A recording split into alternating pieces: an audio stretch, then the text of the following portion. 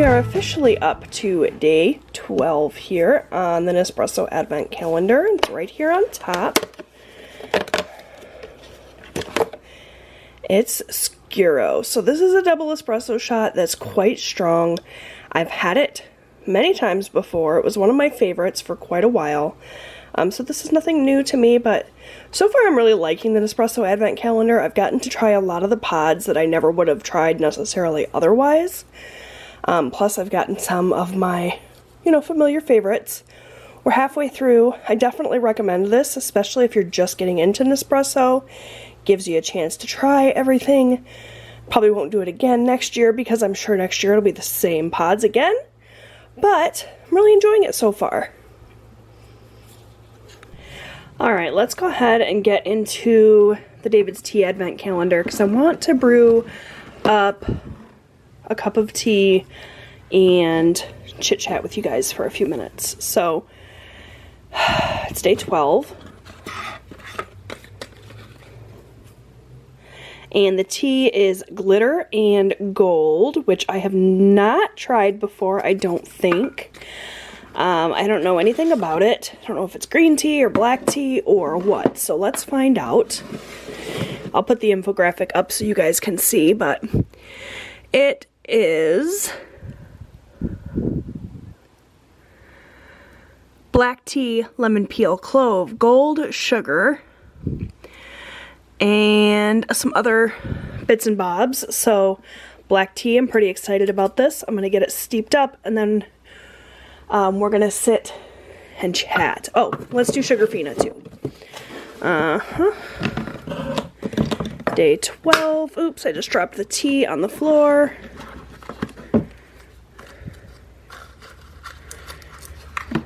We've got some little,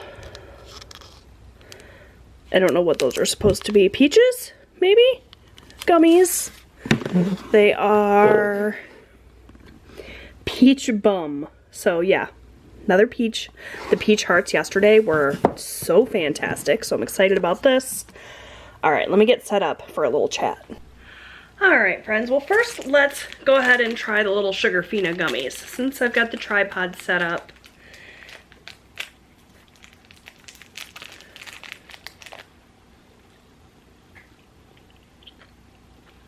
yep, those are good. I love peach. So those are a winner. Look at how pretty this tea is. I don't know if you guys can tell on camera, but the tea leaves actually had gold glitter in them. And it's such a beautiful, like, sparkly cup of tea. So yeah, that's definitely interesting. It smells of vanilla. It's super hot, so I'm probably not gonna really get a good representation of how it tastes, but I want to take a sip before we chat. Yeah, hot, but really good. So that's exciting. Alright, so I wanted to set up the camera and chit chat with you guys a little bit for a couple of reasons. For one, I have an appointment later, and I don't expect that I'm going to necessarily want to do too much vlogging or chit-chatting after that appointment. So I thought I would sit and chit-chat a little bit to, fill this vlog with something for you guys to see. And also, by the time I got back from that appointment, my family will be home. It just won't be, like, quiet in the house for me to chit-chat. So this seemed like as good a time as any. So I'm going today to get the results of my biopsy. I'm pretty nervous about it, although as someone who suffers from anxiety and someone who is a little bit high-strung sometimes, I'm a whole lot, like, calmer about this whole situation than I ever would have guessed I would be. I would imagine in this type of situation, I would just be like a basket case, and I'm really not. So that's good.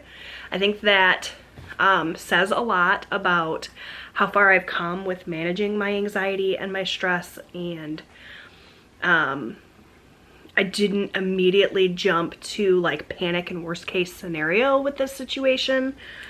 So I'm really proud of myself for that. The situation being that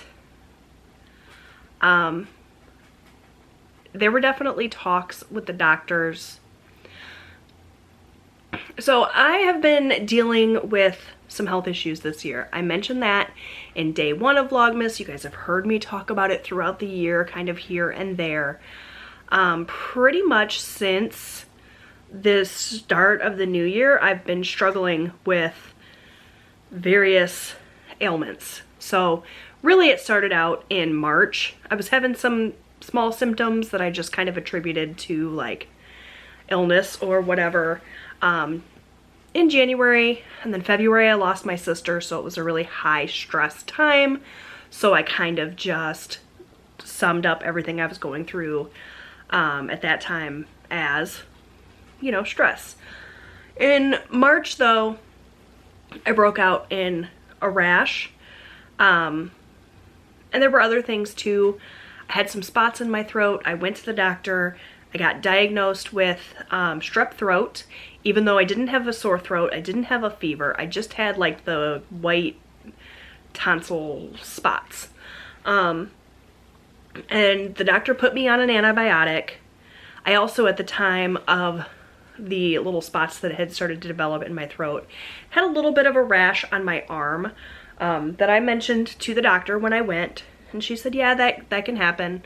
Could just be a stress response, whatever it is. She prescribed me an antibiotic. She prescribed me an antihistamine for the rash, I think at that time, and sent me on my way. I started to take the antibiotic and everything got significantly worse. The spots in my tonsils quadrupled. The rash spread all over my entire body. It was incredibly itchy. It was incredibly unsightly. I started to get blisters on the palms of my hands that were incredibly painful and itchy, so I would scratch and then they would burst and scab over, and it was really gnarly and really scary. And I went to several doctors and nobody could kind of figure out what it was. I went back to the doctor that I saw for the strep throat and she said, oh, you know, looks like a drug reaction to that antibiotic that I gave you. So we'll switch you to a different antibiotic. Your throat isn't looking any better. Now, I never had any sort of sore throat. I never had a fever. Did I actually have strep throat? I don't know. I did test positive for it. And then later on, when they tested me again, I tested negative. So it's possible that I had the strep throat and the antibiotic that I took cleared that up, and I was just still struggling with the remnants of like the tonsillitis. But the rash was really my main focus because it was debilitating. It was horrendous looking. It was all on my neck and chest, down my arms, my trunk, my legs. It was not on my feet, it was not on my face, but everywhere else was covered in these little spots that itched like crazy. I have so many scars left over from that experience because I just could not stop itching. I went to a dermatologist. She said, yeah, looks like a drug reaction, probably from that antibiotic you took, even though I had the rash before I took any antibiotic. But it was just like a few little spots on my arm. So I just chalked it up to maybe the antibiotic, the reaction to the antibiotic that I had made the rash that I had worse. I don't know. The rash lasted for a solid month and a half. Debilitating, itchy. I was off of YouTube at that time because, for one, my hands that had blistered and then the blisters had burst and like crusted over. I couldn't even bend my hands. They were so painful. And just, it looked terrible. It looked like I had leprosy or something. And I went to the emergency room multiple times because I could not get any relief. I couldn't sleep. I was itching like crazy. And nobody could really tell me what it was. They could just prescribe me something else to help, which nothing did. Ultimately, my dermatologist took a biopsy of one of the little spots. She said the biopsy came back and it was just a drug reaction. So all I could do was wait for whatever this drug that set me off was to leave my system. She told me to take some milk thistle to help flush my system out and just to be patient. So a solid 6 weeks I waited and I was miserable the whole time. Finally, my throat started to clear up. I started coughing up whatever it was that was in my tonsils. It was really gnarly. It was gross. I'm sorry for the TMI and the grossness. Popped out like the remnants of it, and my throat was better. It never hurt. There was never any sore throat. There was never any issues with my tonsils, except they just looked really terrible. The worst of it was the rash. The rash finally cleared up. Hallelujah. And then almost immediately after that, I started noticing the wheezing. It was just like slight wheezing. Again, there was no sore throat. There was no like shortness of breath. There wasn't a lot of coughing. It was just wheezing. Whenever I breathed out, you would hear it.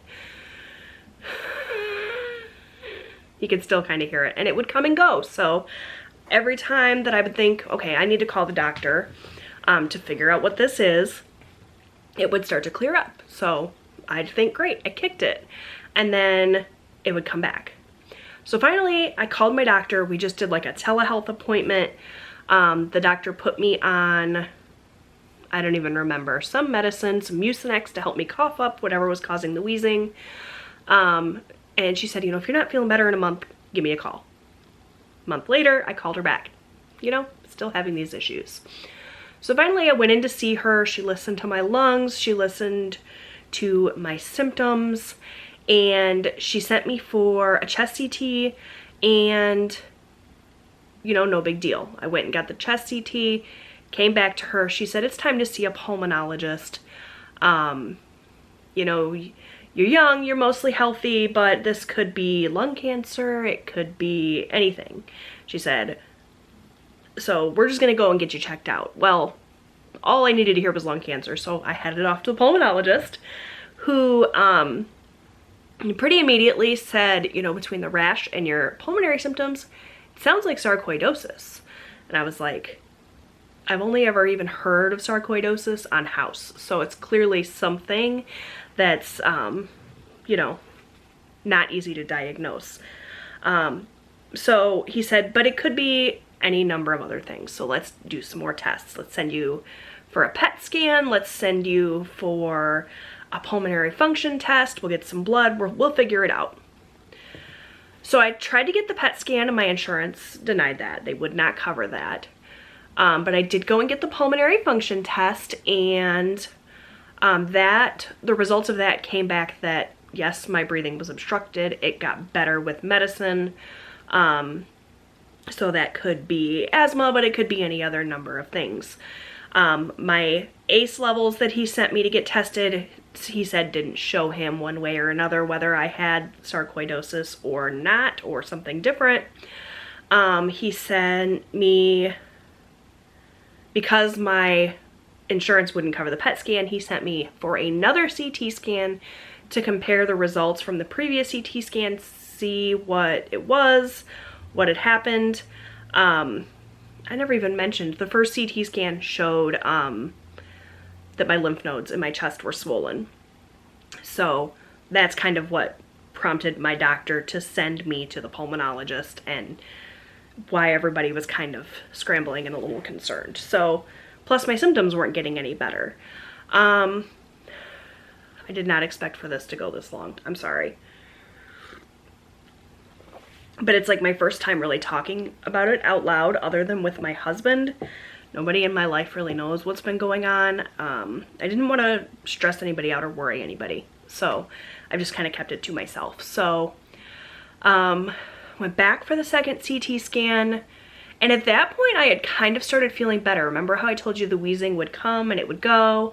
At that point, when I went for the second CT scan, I was feeling a lot better. After I had had that pulmonary function test, the day after, I had coughed up a bunch of gnarly stuff. So I'm assuming whatever they the medicine they gave me for the pulmonary function test helped clear my airway. I was able to cough that stuff up and the wheezing went away. So I thought, great, I'm cured. I wasn't even really concerned anymore. And then I went for the second CT scan and my lymph nodes were larger than they were previously, and they found some nodules on my lungs. So now I'm scared, right? The little notes that they sent with the results of the CT scan were like, this could be sarcoidosis or it could be lymphoma. So the doctor says it's time to do a biopsy. That's the only way we're gonna know for sure. He said, I think it's sarcoidosis, but I can't know that for sure without a biopsy. He said, I feel like if you had lymphoma, you'd be a lot sicker, but I can't rule that out without the biopsy. So we did the biopsy. That was on November 30th, right before Vlogmas started. And I've been waiting ever since for the results. And I'm not like panicked. I'm not terrified. I've just been in this state of like not knowing. The waiting is always the hardest part. So today we're gonna go and get the results. I'm really hoping that they're not going to come back like inconclusive, because, you know, it's a blind biopsy, they may have not gotten what they needed to get to find out exactly what's going on with me. So that's really my biggest fear. I just want to know so I can move forward and figure out what it is. You know, whatever it is, I can face it. But not if I don't know what it is. So that's where we are at this point in time. I did not expect to go through the whole long spiel and tell the whole story. Once I got started, I couldn't stop, I guess. But yeah, we're gonna find out today whether I have sarcoidosis, whether I have lymphoma, whether it's something else. Hopefully it's not inconclusive. That's my biggest fear. I just want to know. So yeah, I have the appointment in about an hour, so I'm gonna drink my tea. I was gonna like get all cute and everything, but if the results are something terrible, I'm gonna cry. So there's no sense in putting makeup on. I'm just gonna go, I'm gonna face it, and whatever it is, we'll be able to handle it. So I will check in with you guys in a little bit. I'm gonna give you guys the results today. So it's not gonna be a long waiting game for you, because like I said, the waiting is the worst part. I'll let you guys know as soon as I know what the deal is. All right, guys. Well, I just got home from my appointment and a very impromptu grocery haul.